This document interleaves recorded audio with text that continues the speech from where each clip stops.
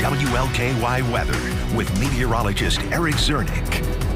We sure have had quite a bit of weather over the last 24 hours, starting with the heavy rains that came in last night through the overnight hours. Many spots picking up 1 to 1.5 inches of rain. And then this afternoon, we had those strong gusty winds over 40 miles an hour for many of us. But the good news is those winds are finally starting to die down and will continue to relax heading into the rest of this evening. We are tracking a few showers and another round of breezy conditions on Tuesday. And then behind it, it does look like we're going to turn colder for the start of 2025, with temperatures getting closer to average in the upper 30s to low 40s as we head through the second half of the work week. But looking at your current wind gusts outside, you can see how those winds are starting to lift up and push to the north, because across much of Kentucky, winds are dying down, now just seeing gusts around 15 to 20 miles per hour. But you can see across southeast Indiana, especially up towards Scottsburg, Seymour, and Madison, still got wind gusts 25 to 35 miles per hour. But I do expect over the coming hours, the winds will continue to back off, and we should start to see that calm down.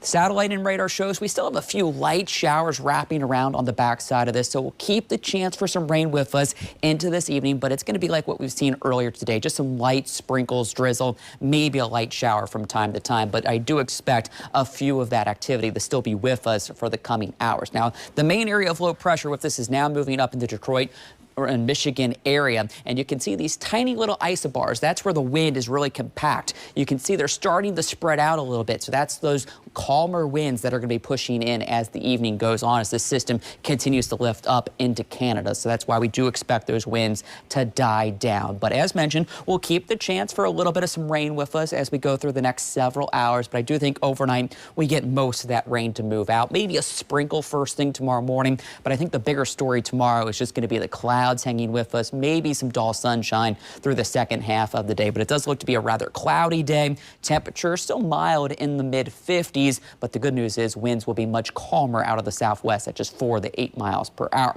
Then our next system starts to get here during the overnight hours, and I think as we're sleeping Monday night and into Tuesday morning, we'll get this next batch of some scattered showers pushing in. This is around 3 o'clock in the morning. You can see some of that rain moving through, and we'll keep the chance for scattered showers throughout a good bit of our New Year's Eve on Tuesday, but it does look like the bulk of the rain gets out of here, and we should start to get drier conditions working in just in time for New Year's Eve night. So that will be the good news. Hopefully things are starting to dry up. But for the rest of tonight, it does look like those winds will be dying down. As mentioned, a few showers can't be ruled out, with temperatures falling into the mid-40s for overnight lows. Then your hour-by-hour forecast for your Monday shows temperatures beginning in those mid-40s, maybe a morning sprinkle, but again, most of the day should be dry. We're just going to hang on to a pretty thick cloud deck. 50 degrees at lunchtime, maybe a little bit of some dull sunshine trying to peek through by the afternoon, gets us into the mid-50s, but I do think a relatively dry day Monday.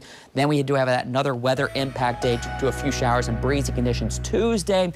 We then start to cool off Wednesday, Thursday, and Friday, with temperatures down close to 40 degrees, but we should be dry with sunshine returning, and then we'll stay that way into next weekend. But as of now, those winds were quite the story this afternoon, but thankfully they're starting to finally die down. That's good. So I can have a good hair day when I go out later. Yes, you can go home. Should be fine for the late show tonight. All right. Awesome. Thanks, Eric. Now, after